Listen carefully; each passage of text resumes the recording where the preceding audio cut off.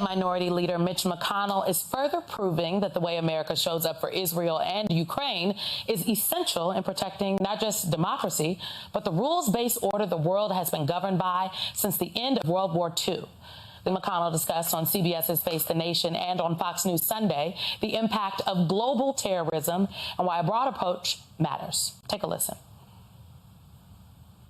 We have big power competition from China, from Russia, and we still have terrorism problems, as the Israelis have certainly experienced in a brutal way in the last week.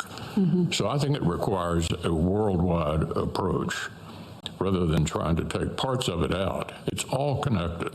I don't believe it's about whether to give Biden credit or not. This is a question of whether it's a serious threat to the United States. If the Russians aren't defeated, they'll go into a NATO country next.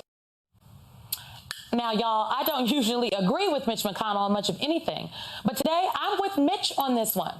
Now, The Atlantic published an article by Anne Applebaum earlier this month, and I think that this article is crucial to understanding McConnell's point.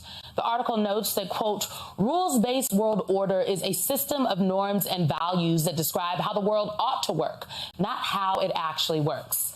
This order is rooted in the aftermath of the Second World War, when it was transcribed into a series of documents like the United Nations Charter, the Universal Declaration of Human Rights, the UN Genocide Convention, and the Geneva Conventions on the Laws of War. However, as Applebaum notes in the article, the UN Genocide Convention did not prevent genocide in Rwanda. The Geneva Conventions have not prevented Russians from torturing Ukrainian prisoners of war today. And signatories of the Universal Declaration of Human Rights include known violators of human rights, among them China, Cuba, Iran, and Venezuela. Applebaum goes on to say that the Russian invasion of Ukraine and Hamas's surprise attack on Israeli civilians are both blatant rejections of that rules-based world order, and they herald something new. She says both aggressors have deployed a sophisticated, militarized, modern form of terrorism, and they do not feel apologetic or embarrassed about this at all. Terrorists, by definition, are not fighting conventional wars and do not obey the laws of war. Folks, that's the real danger of Vladimir Putin and Russia and Hamas in this current war with Israel. These terrorists are direct rejections of the way the world is supposed to work. And I think it is significant for all of us. And it's important that we're all on the same page about that, and that folks continue to denounce terrorism.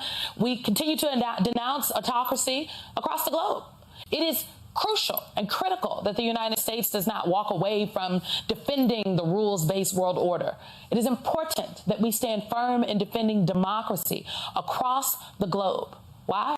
Because the world that our children's will live in depends on it.